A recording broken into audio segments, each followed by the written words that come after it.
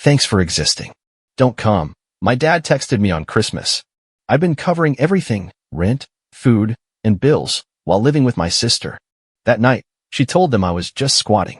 I said nothing, but the next morning, her key didn't fit, and 2 gift-wrapped boxes waited in silence, one still moving. Thanks for existing. Don't come. That was the message I got from my dad on Christmas Eve. No explanation. No greeting. Just 6 dry words, like a final stamp of rejection. I sat on the floor of my room, legs folded, blinking at the screen as if the message would morph into something kinder if I stared long enough. It didn't. They were all there. My parents. My sister. Celebrating the holiday like a happy, complete family, and I was the one left out. Again. I've been covering everything for the last year and a half. Rent. Food. Utilities. My sister Alina had lost her job, or so she claimed, and while she figured things out, I footed the bill. Every bill. Quietly. Without complaining. Because that's what family does, right? That night, she didn't say much before she left for Christmas dinner at our parents'.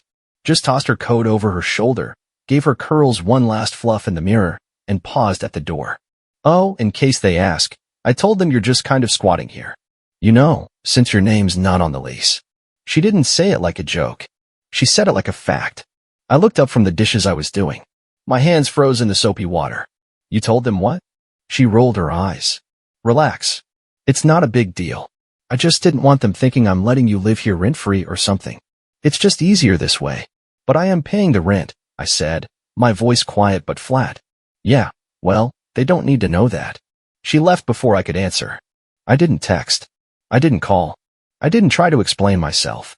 Instead, I sat at the kitchen table, staring at the cheap string lights I'd hung weeks ago, wondering how many more years I'd keep doing this, keep paying for people who had already decided I didn't belong. By midnight, I made a decision. I got up, opened the hallway closet, pulled out the toolkit, and changed the locks. No hesitation. No guilt. When I went to bed, the apartment felt lighter. Quiet. Safe. Mine. Maybe for the first time. The next morning, around 8:17 a.m., I heard the sound of keys fumbling at the door. A click. A curse. Another click. Nothing. Then knocking. Then pounding. Then silence. I didn't open the door, but I did leave something for her. 2 gift-wrapped boxes sat neatly on the welcome mat. One was medium-sized, tied with a perfect ribbon. The other was smaller. And still moving. It started small. Groceries, first. Then rent. Then her student loans, which she claimed she'd totally pay back soon. And when she got fired, again, I didn't ask questions. I just stepped in. I took on extra shifts. I sold my old laptop. I gave up travel, hobbies, even dating. I convinced myself that this was just temporary. That helping my sister stay afloat was what good brothers did. But temporary became routine. And routine became obligation. And obligation turned into silence. Because what do you even say to someone who lets you pay their bills, then tells your parents you're squatting in your apartment? I should have seen it coming. Alina had always had a way with words. She knew how to twist things just enough to make herself the victim and me the nuisance. As kids, she cried her way out of everything. As adults, she cried her way into everyone's wallet. Even our parents. Especially our parents. To them, she was the creative soul. A little chaotic, Mom used to say with a laugh. But she means well. Meanwhile, I was too serious, too controlling, too cold. But cold is what you become when love comes with conditions. I stopped going to family dinners months ago. Not because I didn't want to see them, but because I couldn't keep pretending. Every conversation turned into a financial guilt trip. You're the stable one. She's struggling. You know she has a delicate spirit. Why are you always so difficult? The truth? I was tired. Tired of paying for everything. Tired of being the only adult in the room. Tired of waking up every day in an apartment I paid for, just to be told I was a burden. But the moment that snapped something in me came just 3 weeks before Christmas. We were sitting in the living room. I'd just gotten off a 12-hour shift and had picked up takeout for both of us. I placed the bag on the table. Alina didn't even look up from her phone. Can you Venmo me? She said casually. For my part of the takeout. I blinked. You mean the takeout I bought with my card, using my money, while you haven't paid rent in 3 months? She shrugged, thumbs still flying across her screen. Yeah, but you chose to do that. I didn't ask you. You've been asking me all year. Yeah, she said, finally looking up. Well, no one forced you. And that's when it hit me. She never felt guilty. Not once. She wasn't using me out of desperation. She was using me because I let her. A week later, I saw the credit card bill. Not mine. Hers. Or, what should have been hers. The only problem? The statement was under my name. I sat on the edge of my bed, heart pounding, staring at the balance. $6,438.72. Spent at Sephora, Apple, Zara, a spa resort, a tattoo deposit. I called the company. They confirmed the account was open with my social security number and email. She had stolen my identity. I didn't even confront her right away. I just went quiet, observed, tracked, took screenshots, watched her waltz around the apartment in new boots and an Apple Watch, laughing on FaceTime with her friends, talking about my stupid brother like I wasn't 5 feet away. I was going to wait until New Year's to say something. Maybe even February. Let it build. Let it sting. But then Christmas came. And the message from my dad. Thanks for existing. Don't come. And Alina, that night, sipping wine, said with a smirk. I mean, you can't really expect them to see you as family when you act like a tenant. You don't belong. So I changed the locks. I left her the gifts I'd originally bought her because I'm not cruel. And I added one more. The second box. Inside? A copy of the credit card statement, with her name written across it in red marker, and a flash drive, with audio files, recordings I'd made of her bragging to her friends. One where she said, laughing, honestly, he deserves it. He's like a bank with no overdraft fees. Why wouldn't I take advantage? The box trembled slightly because of the phone I'd hidden inside mine, set on vibrate, buzzing on loop from a scheduled alarm. I wanted her to feel what I'd been feeling all year. Confused, rattled, shaken. I was in the kitchen reheating leftovers when the banging started. Not knocking, banging, like someone wanted to break the door in. It didn't surprise me. What surprised me was how calm I felt. I opened the door slowly. There she was. Alina. Hair a mess, eyeliner smudged, rage written across her face. What is this? She screamed, holding up the still-moving silver box like it was a bomb. I tilted my head. A Christmas present. It was vibrating. I know. Did you open it? Her mouth opened, then shut. You should, I said, stepping aside. Come in, since you don't have keys anymore. She stormed in, dropping the box on the coffee table. The ribbon was half untied. She yanked the lid off and stared. Silence. Inside, perfectly arranged, were a stack of printed screenshots from her text conversations, where she called me a freeloader and just a walking paycheck. A flash drive labeled, for Dad, play this if you still have a spine. And a sticky note, folded neatly, with just one line. Your lease is up, emotionally and otherwise. She turned to me, eyes wild. You're heartless. No, I said. Just done. Right then, my phone buzzed. A call from Dad. I answered it on speaker. Son, what is going on? Your sister just showed us what you left her. That was cruel. What happened to family? I let out a short laugh. You mean the family that told me not to come to Christmas? That wasn't about you, he snapped. You've been cold. You isolate yourself. You told me not to come, I cut in. And guess what? I listened. Alina snatched the phone from my hand. Dad, he's gone completely nuts. He changed the locks. He's stalking me. He planted. Oh, please, I said, grabbing the phone back. Why don't you tell him what's really in that box? There was a pause. Dad, I continued, voice steady, do you know who's been using my name to open credit accounts? Do you know who's $6,438 in debt under my identity? Silence. Then Dad spoke. Is that true? No. Alina shouted. He's making that up. He's trying to get attention her. Then why does Capital One have her email address attached to an account with my social security number? I said. Why are there receipts from stores she shops at in my name? No answer. But the best part? I continued, walking to the shelf and pulling out a small black speaker. Is this? I pressed play. Her voice filled the room, clear as day. He's just so easy to manipulate. He always feels guilty. I could burn down the apartment and he'd still pay my phone bill. Her face drained of color. That's out of context. Really? I raised a brow. What's the context of he deserves to suffer? Dad was silent. So was she. So was the world. Then came the knock. A soft, unexpected one. I opened the door. It was Mom. And behind her, Mike, Alina's ex-boyfriend. What are you? Alina started. I need to talk to you, Mike said. Both of you. His voice was trembling, but not from fear. From fury. I just found out, he said, looking directly at me, that someone has been using my name too. 2 iPhones ordered last month. A hotel booked in my name. They called me for payment today. He turned to Alina. Was it you? She opened her mouth. Closed it. Opened it again. Why would I do that? He looked down at the box on the coffee table. The flash drive. The printed screenshots. The speaker still glowing red. I think you should leave, he said. Now. What? She snapped. I'm staying here, Mike said, stepping inside. My jaw clenched. What do you mean here? I mean, he said, looking at me, if you'll let me crash a few days, I think we've both been played by the same person. And maybe, it's time we stop playing her game. Alina blinked like she'd been slapped. You're siding with him? I'm done siding with liars. She stood there frozen. For the first time in her life, no script. No fake tears. No one to manipulate. Just silence. Don't worry, I said, tossing her coat from the chair. Your things are in the hallway. Right next to the trash. Feel free to guess which is which. She left. No more threats. No more guilt. Just footsteps down the hall and the sound of the elevator closing. The morning after Alina left, the silence in my apartment was no longer empty. It was earned. I stood in the kitchen holding a mug of reheated coffee, watching the steam rise in lazy spirals. I expected to feel guilt. Maybe regret. But there was nothing like that. No ache in my chest. No second guessing. Just peace.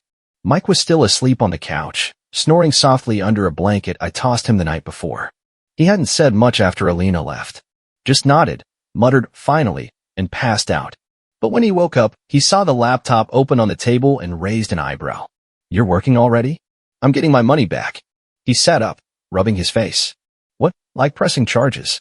More than that. I turned the screen toward him. This is going to be official. Step 1. The claim. I'd already begun compiling evidence the night Alina left. I had folders, literal folders, of documentation. Screenshots of credit card statements, IP login records, my bank account history, and even receipts for every charge she'd made under my name. I submitted a formal identity theft report to the police and opened cases with all the affected financial institutions. Capital One responded first. They flagged the account and started a full fraud investigation. By Friday, my phone buzzed with a confirmation email. You have been approved for full reimbursement. $6,438.72 back in my account. I leaned back in my chair, exhaling for the first time in days. But I wasn't done. Step 2. The calculation. I opened a spreadsheet and started counting. 18 months of paying for 2 people. Rent, $950 per month. Utilities, $180 average. Groceries, $400. Her random emergencies, $100 to $500, sometimes more. I scrolled and scrolled and scrolled. By the time I hit the bottom of the sheet, my stomach turned. $17,892. Not including emotional damage. Not including the weeks I skipped meals or pulled double shifts just to stay ahead. I took screenshots, saved them to a flash drive, and called a lawyer. Step 3. The suit. I'm not just here because she used my credit, I said to the attorney. I want restitution. She lived off me for over a year, and my parents encouraged it. He was a sharp man, wore expensive shoes and smiled like he'd already won. Do you have proof? He asked. I slid the flash drive across his desk. He plugged it in. Clicked. Scanned. His eyes widened. You documented everything? Every dollar. And the parents? They added my name to utility accounts without my knowledge. I found the contracts. He gave a low whistle. This is not just identity theft. This is long-term financial exploitation. So, do we have a case? Oh, he said, leaning back. We have a very public one. Step 4. The explosion. 3 weeks later, on a rainy Wednesday afternoon, 3 certified letters landed at my parents' home. One for Alina, one for Mom, one for Dad. All from the law office of Keller and Moore. Within 20 minutes, my phone rang. Caller ID, MOM. I answered. What are you doing? She snapped. Good morning to you too. You're suing us? After everything we've done for you. Done to me, I corrected. Let's not twist it. We're your family. You were also the co-signers on 2 utility bills and added me to a 3rd without consent. That's fraud. It was just paperwork. It was theft. You're blowing this out of proportion. You told me not to come to Christmas. The line went silent. Then her voice dropped an octave. We raised you. We let you stay here when you needed. I paid for everything. I was never staying. I was supporting. There's a difference. Step 5. The ally. 3 days later, my grandmother called. I hadn't heard from her in months. Not since Alina had told me, Nana's tired of your drama. Don't call her anymore. But now her voice was firm. I saw the lawsuit, she said. And I saw the bank statement. My heart dropped. You saw the bond. She sighed. Your father cashed out over $9,000 from a savings bond one created in your name. He used it to pay off Alina's old car. I sat down. Hard. You didn't know? She asked. I didn't know there was a bond. Well, she said, there isn't anymore. I've frozen what's left and moved the account. It's yours again, where it should have been. I didn't know what to say. Then she added, also, I've rewritten my will. You'll be receiving my house when the time comes. I know you'll do what's right with it. I blinked. Nana, why? Because, she said, you're the only one who never asked for anything. And you're the only one who kept receipts. The courtroom. Alina came in wearing beige, like she was auditioning for sympathy.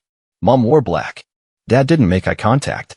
My lawyer laid it all out, page after page of statements, audio recordings, text messages, bank fraud, power of attorney misuses, false accounts, savings bond violations. Alina tried to cry. Mom claimed early onset confusion. Dad just looked tired. But the judge? The judge wasn't tired. Is it true you listed your son's name on financial documents without consent? She asked my mother. I mean, it was family, Ma'am. Yes or no? Silence. Yes, she finally whispered. The ruling came quick. $13,000 in restitution. Cleared of all fraudulent debts. Court costs covered. And a formal warning on their records. The post-credits scene. 2 weeks later, I got a letter. Handwritten. No return address. Alina's writing. I recognized it instantly. You happy now? You made your point. Inside, folded in half, was a picture. Me and her as kids. Sitting under a Christmas tree. I looked at our faces. The way she was clinging to me. Like I was the only thing keeping her balanced. I grabbed a pen. On the back, I wrote one line. You let go first. Then I burned the photo. It's funny what silence sounds like when you've earned it. 3 months after the court ruling, I still hadn't heard a word from my parents. No texts. No calls. Not even a birthday card. And you know what? Good. I no longer had to explain myself. No more proving I wasn't a disappointment. No more, you should understand how hard your sister has it. No more, you're the stable one. We need you. My life finally belonged to me. I stayed in the same apartment. But for the first time, it actually felt like mine. The kind of place where you open the fridge and everything inside belongs to you, not to someone who called you a squatter behind your back. Where the air feels still, not heavy with tension. Where no one hijacks the Wi-Fi, clogs the sink, or leaves passive-aggressive notes about groceries they didn't pay for. It was the same walls, same couch, same view from the window. But the silence? That was brand new. The peace? Unfamiliar. Quiet. Powerful. The cost. Sometimes people ask, wasn't it hard? Wasn't it cruel to cut off your whole family? And my answer is always the same. It was necessary. I spent so many years shrinking myself to fit their comfort, smiling through insults, writing checks instead of setting boundaries, letting them call me selfish for not giving them everything while they gave me nothing but guilt. The real cruelty was how long I let it happen. When I finally stopped playing the obedient son and the generous brother, I saw the truth. They didn't miss me. They missed what I gave them. The message. One afternoon in May, I opened my email to a message from a name I didn't recognize. The subject line. Your sister isn't doing well. It was from a woman named Tessa, apparently one of Alina's old friends. The message was short. Cold. She's couch hopping. Lost her job again. Says you ruined her life. Thought you'd want to know. I stared at the screen for a long time. And then I hit delete. Not because I didn't care. But because caring isn't the same as going back. The last encounter. One day, I ran into my dad at a gas station. We locked eyes across the pump. He looked older. Smaller. Like someone who had finally run out of excuses. He approached slowly. Not with anger, but with a strange sort of shame. You look good, he said. I nodded. He looked down at the ground. You know your mother's still angry. I stayed quiet. She says you ruined Christmas. I raised an eyebrow. That's funny. She started it with don't come. I just listened. He sighed. Family fights, son. No, I said. Families fight for each other. You fought for Alina. You never fought for me. He didn't have a response to that. He just stood there. waiting for me to give him a way back in. I didn't. I got in my car, drove away, and it felt like peace. This wasn't revenge. This was freedom. Let me make something clear. This wasn't about vengeance. This wasn't about punishing anyone. This wasn't about proving that I was right, even though I was. This was about letting go. Letting go of a system where love meant transactions. Letting go of the guilt that was never mine to carry. Letting go of the version of myself that begged to be seen, heard, valued. I didn't set out to destroy my family. I just stopped destroying myself to protect them. People like Alina, people who take and blame and twist, they survive because others keep absorbing the impact. I stopped absorbing, and the whole machine fell apart. Not because I broke it, but because I walked away. And for the first time, the first real, soul-deep time, I felt alive. The unexpected closure. 2 weeks ago, I got a package. No return address. Inside was a simple envelope. And inside the envelope, one single photograph. It was me and Ellie, Alina's daughter, from years ago. She was maybe 4. Sitting on my shoulders, laughing, gripping my face with her tiny hands. And on the back of the photo, in shaky, unfamiliar writing. I'm sorry for how my mom treated you. Thank you for everything. Ellie. I stared at the words until they blurred. I still don't know how she got my address. Maybe my grandmother. Maybe fate. But that one note? It made everything worth it.